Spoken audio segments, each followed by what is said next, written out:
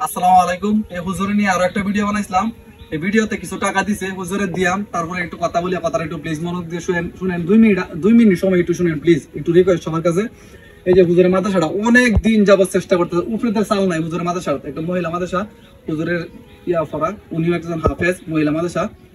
উপরে চাল নাই মাদ্রাসাটা, বৃষ্টি আছে, ঝড় বৃষ্টি আছে, এটা দিয়ে ফরা মহিলা মাদ্রাসা। একদম অল্প টাকার বিনিময়ে টাকাই নেয় না, যে জয় টাকা পারে টাকা নেয়, যে জয় টাকা পারে ওই টাকা দেয়, ওই টাকা দিয়ে সুখী থাকে হুজুরে।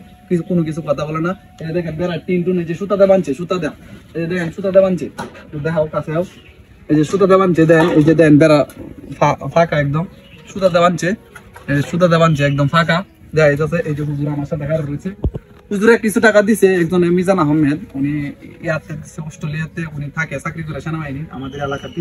এই যে কিছু টাকা দিছে হুজুরে, একটু আপনারা একটু প্লিজ একটু কাইন্ডলি ভাবে 20 টাকা 50 টাকা যে যত পারেন প্লিজ একটু দেওয়ার চেষ্টা করবেন। এই যে হুজুর আপনারা দিলাম, খুশি হয়েছেন না হুজুর? আপনার একটা 80 দিনের না 80 দিন। আসসালামু আলাইকুম ওয়া রাহমাতুল্লাহ। আমরা সকলের জন্য, দেশ ও বিদেশি প্রবাসী ভাইদের জন্য দোয়া করি।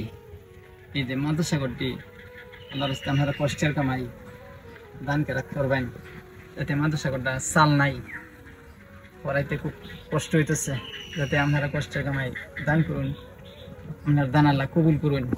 আমার বিকাশ নম্বরটা হয়েছে 01941208030। এটা আমার বিকাশ নাম্বারটা। আলহামদুলিল্লাহ, আপনারা সবাই কষ্টের কামাই দান করবেন, দোয়া করি আপনারা আল্লাহ নেককার হিসেবে, দান হিসেবে আল্লাহ কবুল করেছে। এই আমার ভিডিওটা, আমার এই বিষয়টা দেশ ও বিদেশি প্রবাসী ভাইরা দ্রুত শেয়ার করবেন ইনশাআল্লাহ।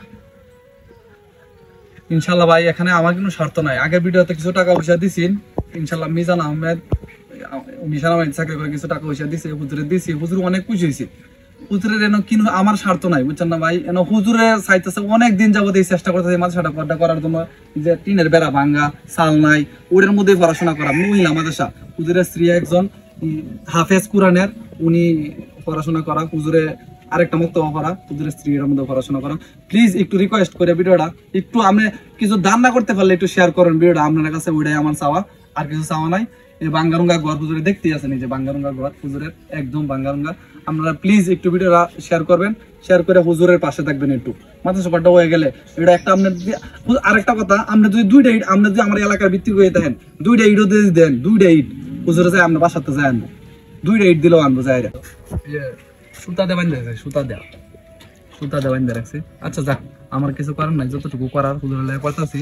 আমাদের ঘরটা হয়ে গেলে, এটা হুজুর আসলে অনেক ভালো মানুষ। হুজুরের ছেলে হাফেজ, হুজুর হাফেজ, হুজুরের 3টা ছেলে, 2টা ছেলে হাফেজ, একটা মনে হয় হুজুর, আরেকজন কি 14 পারার হাফেজ, একজন 14 পারার হাফেজ। আমার সাথে আসেন হুজুর, সাথে আসেন। একজন 14 পারার হাফেজ আর 2জন কোরআন হাফেজ।